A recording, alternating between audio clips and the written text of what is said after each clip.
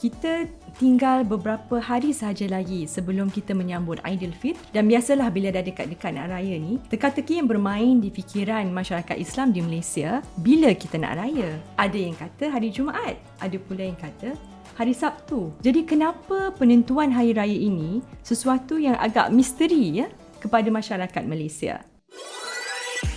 Anda sedang mendengar USIM Podcast. Bismillahirrahmanirrahim. Assalamualaikum warahmatullahi wabarakatuh. Selamat datang ke USIM Podcast. Bersama-sama dengan saya di studio, sahabat saya dari Fakulti Syariah dan Undang-Undang, Profesor Madya Dr. Muallimin Muhammad Zahid. Apa khabar, Doktor? Alhamdulillah, sihat, Doktor. Doktor, apa khabar? Saya sihat, Alhamdulillah. Dapat jumpa juga, ya? Alhamdulillah. Walaupun fakulti kita tutup. Okey, baik. Sebelum kita mulakan perbincangan topik yang hangat dan menarik ini, saya nak bacakan sedikit ringkasan biodata sahabat saya, panel kita pada hari ini. Profesor Madya Dr. Muallimin Muhammad Zahid juga memegang jawatan sebagai Managing Editor Malaysian Journal of Sharia and Law, jurnal berindeks Scopus pertama di USIM, Masya Allah. Juga sebagai Chief Editor Al-Maqasid, the International Journal of Maqasid Studies and Advanced Islamic Research, Editor Jurnal At-Taqrir, Jurnal Perundangan Syariah Negeri Sembilan, dan bidang kepakaran beliau adalah usul fiqh, maqasid syariah, fiqh usrah, fiqh contemporary dan falak syar'i. Dr. Muallimin juga menganggotai Persatuan Falak Syar'i Malaysia, berkhidmat sebagai penasihat USIM Astrofiqh Club. Beliau juga merupakan ahli unit falak Fakulti Syariah dan Undang-Undang USIM, ahli jawatankuasa pembangunan falak Digital Learning Space USIM, ahli Akademi Fiqh Islami Malaysia, ahli International Union for the Arabic Language dan ahli Liga Kesusasteraan Islam Antarabangsa Malaysia. Masya Allah, saya rasa sangat tepat dan perpadanan beliau dijemput sebagai panel untuk membincangkan topik yang tular di masa kini, iaitu Raya Mengejut, rahsia kalender Islam di sebalik penentuan 1 Syawal. Di Doktor, kita boleh mulakan, ya? Okay. Soalan pertama saya, kalender Hijri ni ditetapkan lebih awal kan, Doktor? Di awal setahun. Jadi kenapa kita masih perlu menunggu pengumuman pada 29 Ramadan? Dan dengan itu, untuk itu, boleh tak secara ringkas Dr. Muallimin tolong terangkan proses penentuan 1 Syawal di Malaysia? Baik, terima kasih Dr. Fadlina. Menarik soalan tadi, ya. Dan tajuk yang diberikan pun sangat menarik untuk dibincangkan. Berkaitan dengan soalan tadi, kita yang pertama sekali kena tahu bahawasanya sifat kalender ni pada asalnya kena muktamad. Kemudian kalender juga boleh digunakan untuk masa hadapan. Dan kalender ini kebiasaannya ataupun kaedah penyusunannya adalah menggunakan hisab ataupun kiraan astronomi. Kemudian terdapat 3 kaedah dalam menyusun kalender sebenarnya. Yang pertama adalah kalender disusun mengikut hisab semata-mata. Hisab ini maksudnya kiraan astronomi semata-mata. Yang kedua adalah kaedah ru'yah hakiki. Ru'yah bermaksud melihat anak bulan. Kemudian yang ketiga adalah hybrid, gabungan di antara ru'yah dan juga hisab. Dan di Malaysia menggunakan kaedah hisab dan ru'yah merujuk kepada kriteria imkanur ru'yah. Imkanur ru'yah ini bermaksud kebolehnampakan anak bulan semasa hari mencerap, iaitu semasa matahari tenggelam. Kemudian di Malaysia menggunakan imkanur ru'yah apabila ketinggian anak bulan adalah 3 darjah ke atas dan juga sudut elongasi, longitude adalah 6,4 darjah, maka ini adalah kriteria anak bulan boleh nampak. Dan kaedah yang digunakan dalam penyusunan kalender di Malaysia adalah mengikut kiraan hisab dengan imkanul ru'yah. Maka apabila pada satu-satu bulan tersebut, contohnya ketika hari mencerap, data anak bulan melepasi kriteria imkanul ru'yah yang 6.4 darjah tadi, maka anak bulan tersebut boleh nampak justru bulan pada masa itu dikira 29. Okey. So esoknya adalah Bulan baru. bulan baru. Okey. Tapi kalau data anak bulan kurang daripada 3 darjah ketinggian, sudah elongasi 6.4 darjah, kurang daripada itu, maka anak bulan dikira tidak boleh nampak. Maka dalam kalender pun akan diletakkan bahawasanya jumlah bulan masa itu adalah 30 hari ataupun digenapkan. Doktor merujuk kepada kalender. Boleh doktor terangkan kalender mana yang doktor sebutkan tadi? Merujuk kepada kalender dalam telefon bimbit masing-masing, sebab banyak kan versi kalender yang ada. Betul, ini penting doktor, berkaitan dengan kalender ya, kerana mungkin ramai di luar sana yang keliru untuk merujuk kalender yang mana satu. Di Malaysia kita ada kalender yang rasmi, iaitu kalender JAKIM yang disusun oleh JAKIM bersama dengan panel pakar falak di Malaysia, dengan kerjasama teknikal daripada JUPEM, Jurukur dan Pemetaan Malaysia. Disusun mengikut kriteria imkanul ru'yah tadi, kemudian diguna pakai secara rasmi di Malaysia. Justru masyarakat di luar sana perlu untuk memastikan bahawasanya kalender yang digunakan, sama ada yang di rumah yang bercetak ataupun yang dalam aplikasi, dalam apps, Android ataupun aplikasi yang lain-lain, kena pastikan settingnya adalah merujuk kepada kalender JAKIM supaya tak keliru. Jadi kita menggunakan kalender yang disusun di Malaysia yang berdasarkan imkanul ru'yah 3 darjah dan 6.4 darjah elongasi tadi. Jadi imkanul ru'yah ni hanya terpakai di Malaysia atau negara-negara Nusantara juga? Imkanul ru'yah imkanul ru'yah yang diguna pakai di Malaysia sebenarnya bukan Malaysia sahaja, kerana Malaysia adalah salah satu ahli daripada MABIMS.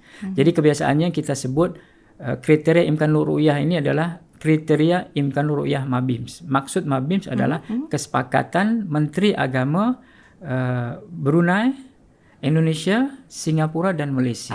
Bermakna KIR MABIMS ini adalah untuk negara-negara, 4 negara di Asia Tenggara ini. Jadi kaedah yang digunakan menggunakan kaedah imkanul ru'yah tadi. Yang doktor sebutkan tadi, ketinggian tu 3 darjah dan longitude-nya 6.4 darjah tadi. Betul. Imkanul ru'yah. Okey. Menarik. Jadi sebenarnya penentuan awal bulan Hijri ni dia bukan sekadar melihat kepada kalender, tapi juga melibatkan kaedah tertentu. Imkanul ru'yah tadilah. Okey. Ini membawa kita kepada persoalan yang seterusnya. Sebab bila kita bercakap tentang kalender, doktor, ramai yang tertanya-tanya kenapa dunia Islam ni dia tidak ada satu kalender global, kalender Hijriah global seperti kalender Masihi. Boleh doktor terangkan? Menarik soalan itu. Memang tidak dinafikan sehingga ke hari ini dunia Islam belum lagi mempunyai satu kalender Islam Hijriah yang dirujuk oleh seluruh negara Islam di dunia dan digunakan sama dengan kalender Masehi ataupun yang dipanggil sebagai Gregorian calendar. Belum ada lagi. Meskipun ada maklumat bahawasanya ada beberapa organisasi Islam di negara luar berupaya untuk menyusun dan memulakan menggunakan kalender Islam global. Tetapi belum rasmi lagi. Cuma setakat yang ada sekarang ini adalah masing-masing negara masih lagi merujuk kepada kalender yang disusun berdasarkan kaedah ataupun kriteria penyusunan kalender yang berbeza-beza. Jadi contohnya Kalau di Malaysia dan juga negara-negara MABIMS tadi, Brunei, Indonesia, Singapura dan Malaysia menggunakan kaedah imkanur ru'yah. Jadi penyusunan kalender adalah berdasarkan hisab, tetapi kena ada penampakan anak bulan. Dan kriteria yang digunakan adalah ketinggian 3 darjah dan sudut elongasi adalah 6.4 darjah. Sebab di negara lain ada yang menggunakan kaedah bukan imkanur ru'yah, tetapi ketika matahari tenggelam, ketinggian anak bulan sudah berada di atas ufuk ini horizon, seberapa darjah pun, maka esoknya sudah dikira sebagai bulan baru. Oh, dah cukup. Contohnya adalah kalender yang pakai di Arab Saudi, dipanggil sebagai kalender Ummul Qura. Jadi kalender rasmi Arab Saudi adalah Ummul Qura yang menggunakan kaedah ini. Itu sebabnya kadang-kadang berlaku perbezaan. Masyarakat kadang keliru. Kenapa berbeza? Di Malaysia hari ini 26 Ramadan. Di Arab Saudi dah 27. Mereka mula puasa dulu. Disebabkan oleh perbezaan dalam menentukan kaedah dalam menentukan awal bulan. Ada yang imkanur ru'yah dengan kriteria tertentu, ada yang wujudul hilal. Selagi mana hilal itu wujud di atas ufuk, sudah dikira sebagai hari baru untuk bulan baru. Cuma di Malaysia tak, kena ikut ru'yah. Dan ru'yah ini pun menggunakan dalil syarak. Kerana ada perintah dalam hadis yang menyebutkan Nabi bersabda, sumu li ru'yatihi wa aftiru li ru'yatihi. Yang bermaksud kalian berpuasalah ketika melihat anak bulan dan berbukalah ketika anak bulan. Inilah pegangan yang dipegang oleh anggota MABIMS termasuk Malaysia dalam menyusun kalender dan juga dalam menentukan awal bulan Islam. Jadi ijtihad tu dalam kaedah cerapan anak bulan itu. Berapa darjah itu berbeza macam ada Saudi. Jadi itu sebenarnya menjawab soalan yang saya nak tanya tadi. Kenapa kita tak ikut saja Arab Saudi? Mudah, umat Islam seluruh dunia boleh raya pada hari yang sama. Tapi saya rasa doktor dah menjawab juga tadi perbezaan itu kan? Tadi ada satu istilah yang doktor sebut tadi. Yang saya nak tegaskan semula berkaitan dengan ijtihad. Sangat tepat, dan ijtihad ini bila berkaitan dengan hukum hakam syarak, ijtihad ini adalah satu mekanisme yang apabila berlaku perbezaan dalam hukum hakam agama, bila hukum itu diambil berdasarkan ijtihad, maka tidak ada istilahnya yang satu betul, yang lain salah. Ijtihad. Oleh sebab itu, mungkin ini perlu juga ditegaskan bahwasanya dalam menentukan awal bulan, dalam bulan-bulan Islam, kaedah-kaedah yang berbeza-beza ini adalah berdasarkan ijtihad. Ijtihad yang berdasarkan atau merujuk kepada dalil hadis tadi. Sumu li ru'yati wa aftiru li ru'yati. Tengok ketika nampak bulan, mula berpuasa. Ketika nampak bulan lagi, mula untuk berbuka. Jadi berdasarkan perbezaan ini, yang satu menggunakan pakai ru'yah bil basar, ru'yah melihat anak bulan dengan mata kasar, ataupun dibantu oleh peralatan optik, teleskop misalnya, dan juga kaedah ataupun penafsiran ru'yah ini adalah melihat dengan ilmu, ar-ru'yah bil ilm, yaitu yang diterjemahkan menggunakan ilmu astronomi. Jadi kerana perbezaan inilah, perbezaan hisab, kiraan data astronomi ataupun menggunakan kiraan astronomi dengan kaedah ru'yah melihat anak bulan dengan mata kasar, maka berlakulah perbezaan dalam menentukan awal bulan. Dan dua-duanya menggunakan ijtihad. Perbezaan yang seharusnya diraikan. Jadi Betul. refleksi daripada penjelasan doktor tu saya boleh lihat, perbezaan tarikh hari raya ni dia bukanlah tanda ada kekeliruan dalam Islam, tapi dia melambangkan keluasan ijtihad tu dalam tradisi keilmuan Islam itu sendiri. Tepat Jadi, sekali. kita boleh hargai yang dalam perkara-perkara yang bersifat ijtihadi, perbezaan boleh wujud tapi tujuannya tetap sama. Supaya umat Islam dapat melaksanakan ibadah dengan yakin dan berpandukan hukum syarak. Doktor? Dan doktor tadi ada bertanya berkaitan dengan kenapa tak ikut Kenapa Saudi, tak ikut Saudi? sahaja. Okay. Berbalik kepada punca perbezaan tadi. Sekarang ini kita tidak ada kalender global yang menyatukan. Keputusan untuk memulakan awal bulan Islam berdasarkan kriteria atau kaedah yang berbeza tadi, sehingga sekarang masih lagi setiap negara mempunyai authority. Saudi mempunyai kalender sendiri, kaedahnya berbeza. Di Malaysia, alhamdulillah sekarang ini Malaysia dengan Indonesia, Singapura dan Brunei dah ada kriteria imkanul ru'yah, paling kurang 4 negara. Negara lain mungkin bukan kriteria yang berbeza. Oleh kerana masing-masing beristihad, bila berlaku perbezaan, Arab Saudi mulakan awal bulan lebih awal kerana mereka nampak. Di Malaysia pada hari mencerap tak nampak anak bulan, sedangkan yang kita pegang adalah kena ada kenampakan anak bulan. Bila tak nampak, maka bulan pada masa itu adalah kita genapkan 30. Di Arab Saudi hanya 29. Oleh sebab itu berlakulah perbezaan dalam tarikh, dalam kalender tu 1 hari paling kurang. Saudi lebih awal, kita lebih lambat. Dan tidak perlu untuk mengikut, kerana kita mempunyai wilayatul hukam, kita ada ijtihad sendiri dan dua-duanya berijtihad. Jelas doktor. Okey. Bercakap tentang cerapan hilal ni doktor, saya terfikir kita sekarang ni di gelombang revolusi industri kelima yang menyaksikan kecerdasan buatan itu, artificial intelligence tu, dalam segenap segenap kehidupan kan, aspek kehidupan. Jadi saya terfikir kalau teknologi kita semakin canggih, adakah mungkin satu hari nanti kita tidak perlu mencerap hilal? Boleh jadi tak doktor? Kritikal juga soal ini, menarik dan perlu jawapan tersendiri. Berkaitan dengan soalan doktor tadi, kita tak nafikan teknologi semakin canggih dalam semua aspek, semua bidang. Dalam bidang astronomi pun sangat canggih, dengan teleskopnya pun semakin canggih. Cuma soalan tadi, kalau dah kecanggihan yang ada ini dengan peralatan yang canggih, kiraan yang canggih, adakah masih lagi perlu ru'yah, perlu melihat anak bulan dengan mata kasar?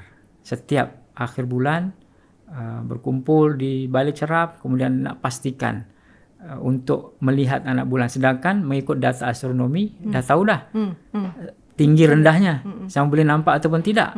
Okey, baik. Jawapannya adalah dalam hadis yang saya sebut tadi, hadis Nabi yang diriwayatkan oleh Imam Bukhari Muslim berkaitan dengan sumu li ru'yati wa aftiru li ru'yatihi. Kalian berpuasalah ketika melihat anak bulan dan berbukalah ketika melihat anak bulan. Dalam mazhab Syafi'i yang berbeza dengan mazhab lain, masih lagi berpegang bahwasanya memulakan puasa, berbuka ataupun bulan lain contohnya bulan Dzulhijjah masih menggunakan ru'yah. Kerana ru'yah ini juga adalah perintah syarak, perintah agama. Nabi itu menyuruh untuk melihat. Maka dari itu dipegang teguh pandangan mazhab Syafi'i ini yang mengatakan bahwasanya untuk menentukan bila awal bulan kena ru'yat. Cuma ru'yat ini maksudnya mencerap, melihat anak bulan, dia tak berlaku ataupun tidak boleh dibuat sebelum tahu hisab. Kerana kalau sekiranya kita tidak menggunakan hisab ini ilmu astronomi, data astronomi. Jadi kalau kita tak tahu data astronomi, macam mana nak mengarahkan teleskop kita? Bulan letaknya di mana? Sisi kiri ke kanan? Tingginya seberapa? Jadi sebenarnya ketika ilmu semakin canggih, kita akan gunakan.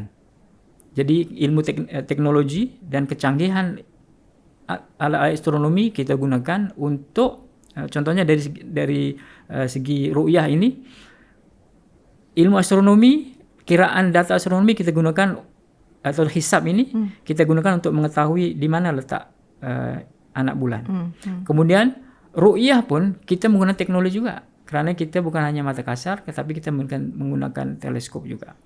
Cuma kerana mazhab kita masih mengamalkan ru'yah tadi, Jadi istilahnya kalau boleh diibaratkan doktor, di Malaysia dan juga di Mabims ini, hisab ini adalah yang menggunakan teknologi astronomi diibaratkan sebagai bayinah.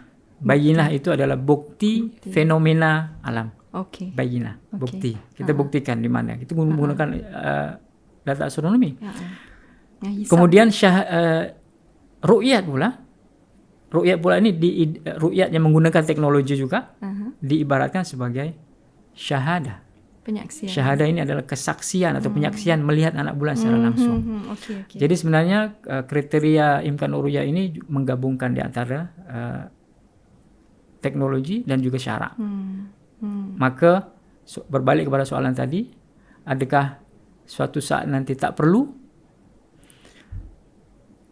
Kita merujuk kepada hadis. Secanggih apapun teknologi yang ada, tetap kena cerap. Kerana itu yang kita pegang teguh sehingga sekarang, khasnya di Malaysia dan negara-negara anggota Mabims. Jelas doktor. Terima kasih.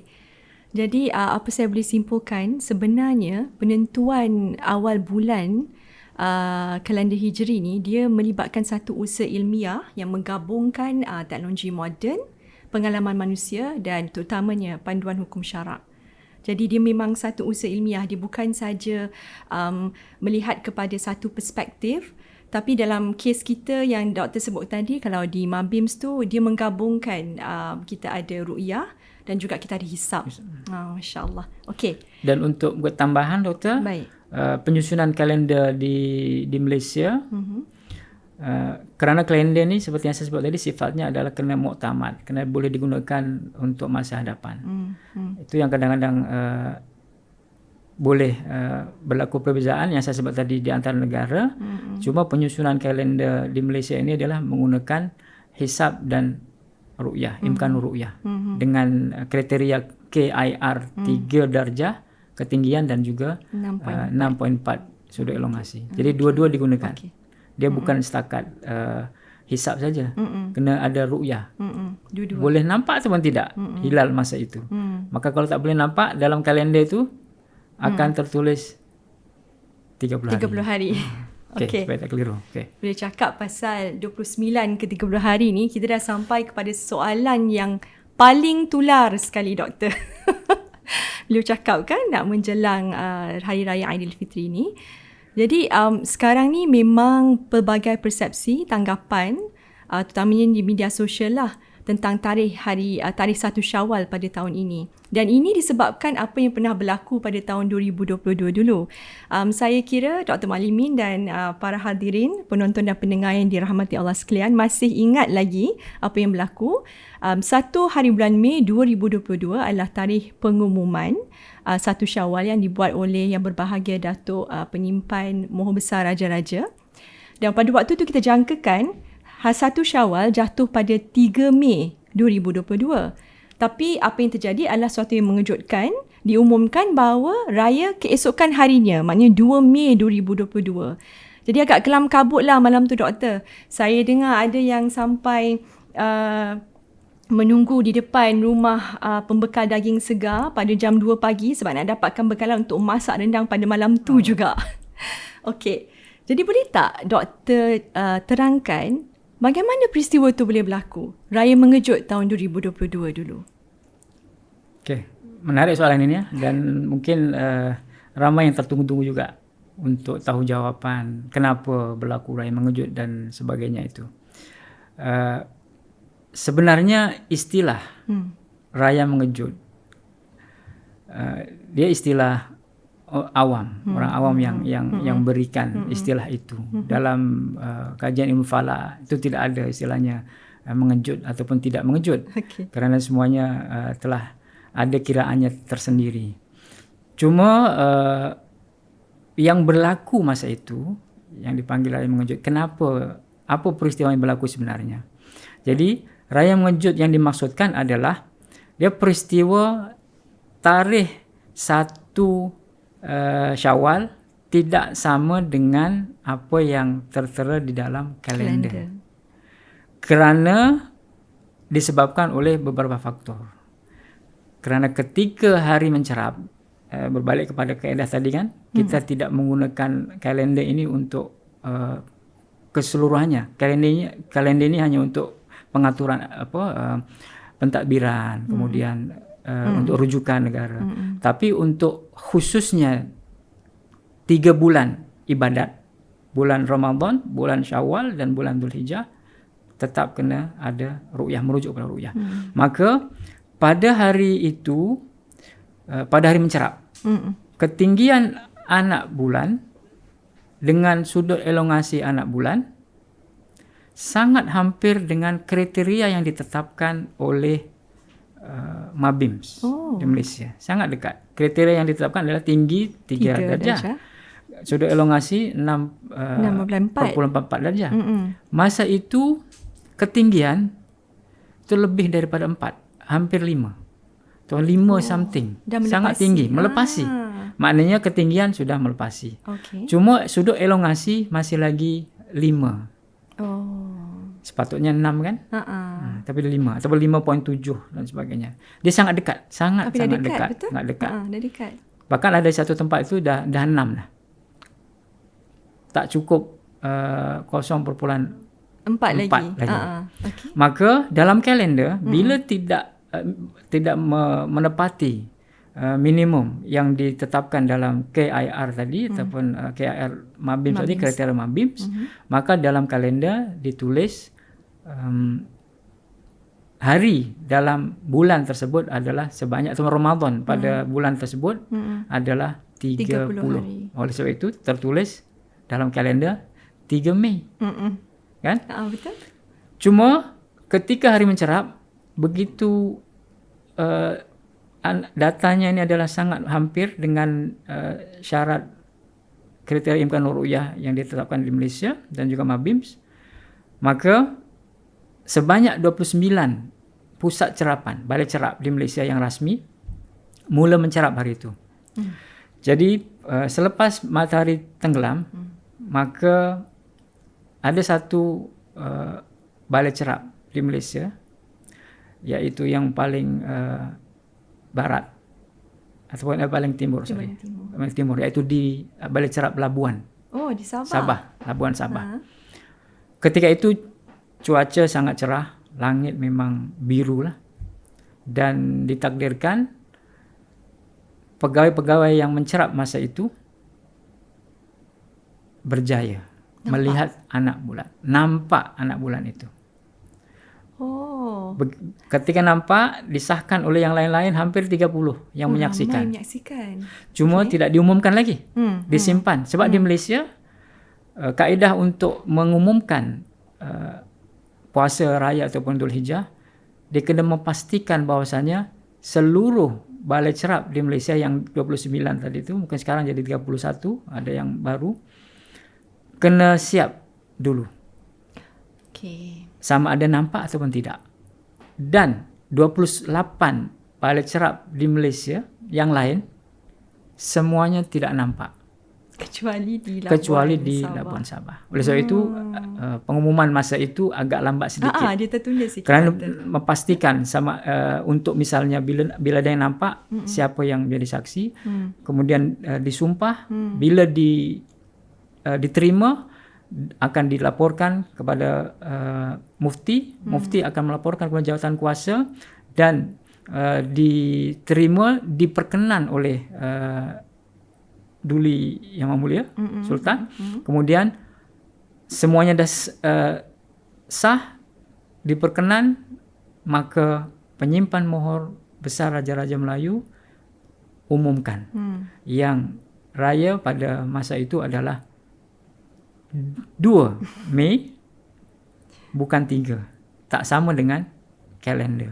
Itu yang orang sebut sebagai raya mengejut. Jadi berbeza kerana kriteria, kerana data anak bulan yang menghampiri kriteria yang ditetapkan di Malaysia. Okey. Dengan itu, soalan yang paling tular, yang paling dinanti-nantikan oleh masyarakat Islam di Malaysia, adakah fenomena tersebut akan berulang lagi pada tahun ini? Ini soalan yang tunggu-tunggu. Adakah tahun ini akan berlaku seperti mana tahun 2022 ataupun tahun 1443. Sekarang kita 1447. Betul. 2026. Kalau soalannya adalah mungkin ataupun tidak mungkin, tidak ada sesuatu yang mustahil, kan? Ada kemungkinan dan tidak mustahil. Cuma doktor dan juga mungkin penonton sekalian, kalau kita melihat data anak bulan pada Ramadan 2022 yang dulu, ya pada 29 Ramadan 2022 dengan data anak bulan pada 2026 yang kita sekarang ini, sangat jauh bezanya. Maksudnya dua-dua kriteria ketinggian yang sepatutnya 3 tak ditepati, tidak memenuhi, kerana data anak bulan pada 29 Ramadan tahun ini di wilayah yang paling barat, yaitu di Pulau Perak, Lian Kedah, itu pun 2,7. Oh, jauh lagi. Ada sedikit perbezaan di tempat lain 2,8. Di bawah 3. Bawah 3. Tidak menepati kriteria imkanur ru'yah. Sudut ketinggian. Sudut elongasi hanya 5. 5 poin perpuluhan sedikit. Sedangkan yang diperlukan untuk melepasi kriteria adalah 6,4 darjah. Tapi ini jauh di bawah 6.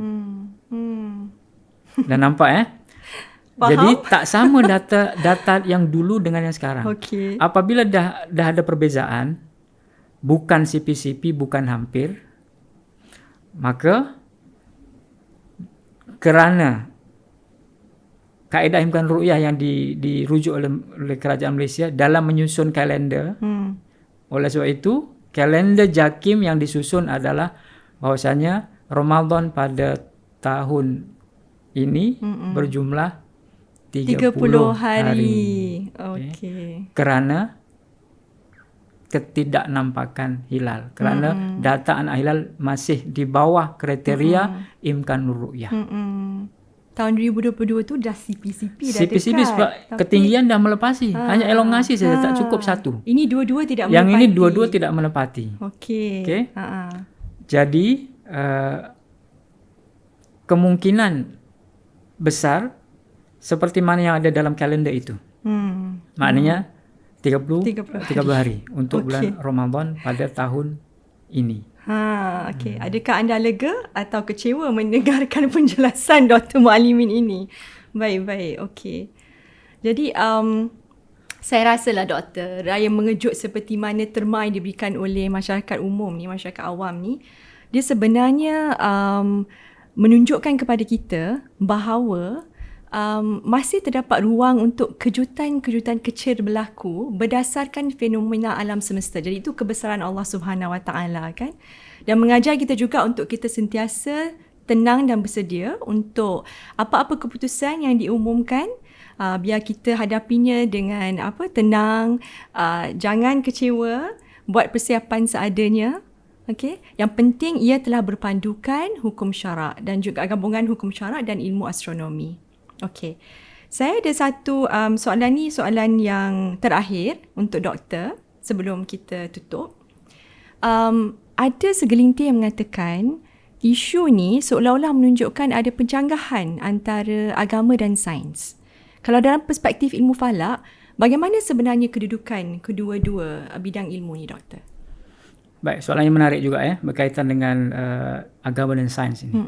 Jadi kalau berdasarkan apa yang diterangkan tadi, hisab, ru'yah dan sebagainya, dia sebenarnya soalan itu tak ada isu yang mengatakan ada percanggahan. Jadi tiada percanggahan langsung di antara agama dengan sains. Bahkan salah satu bidang ilmu yang menggabungkan antara sains dan agama, ataupun kalau istilah slogan di Universiti Sains Islam Malaysia, USIM, integrasi ilmu nakli dan akli.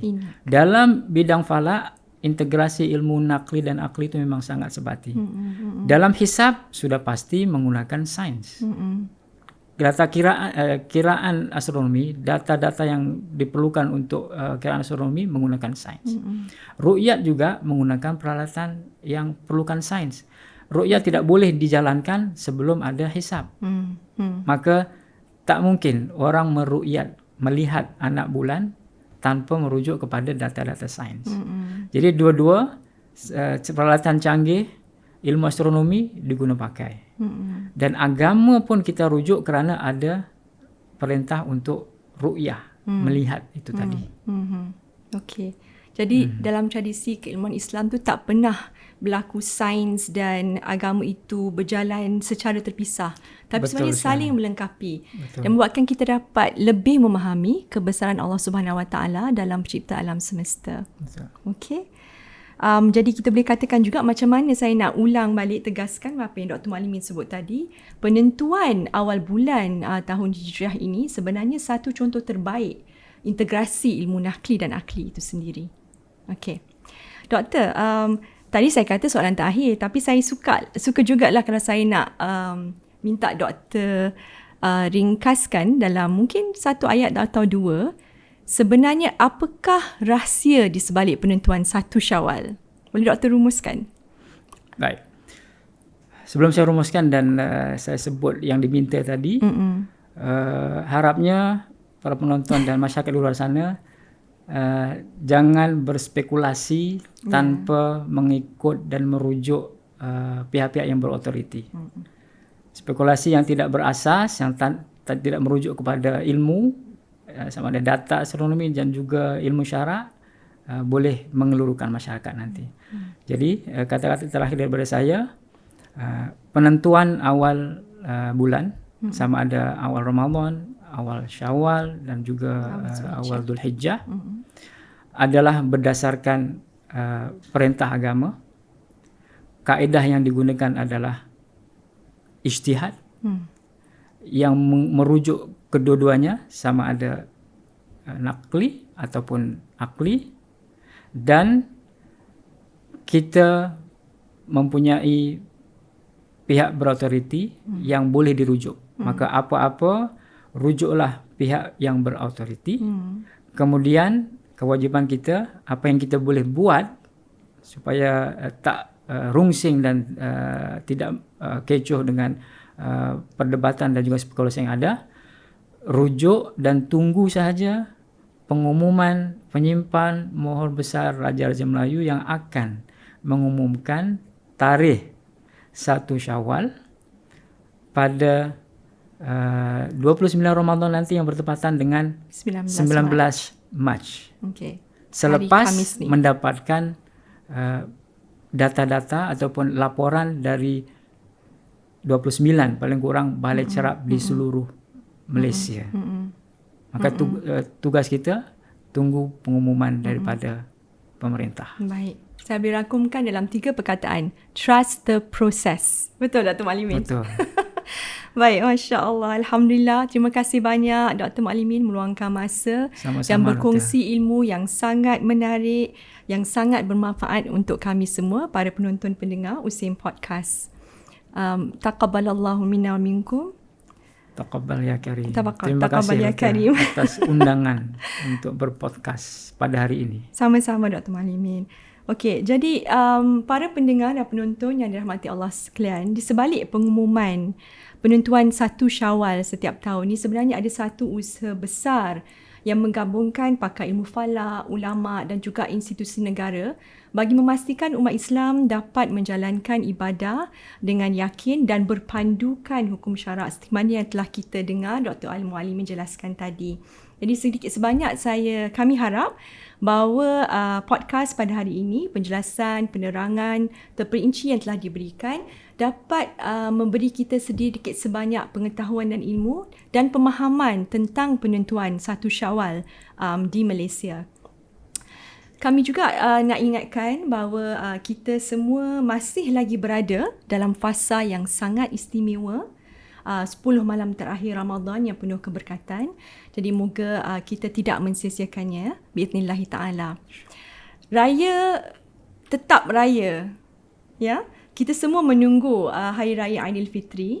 Tetapi dalam kita berdebar-debar menunggu pengumuman pada 29 Ramadan bersamaan dengan 19 Mac nanti, walaupun andai kata raya hari Jumaat ataupun hari Sabtu, marilah kita sama-sama membuat persiapan secara bersederhana dan menyeimbangkan jangkaan kita. Sebenarnya ini lebih peringatan pada diri saya, Dr. Malimin.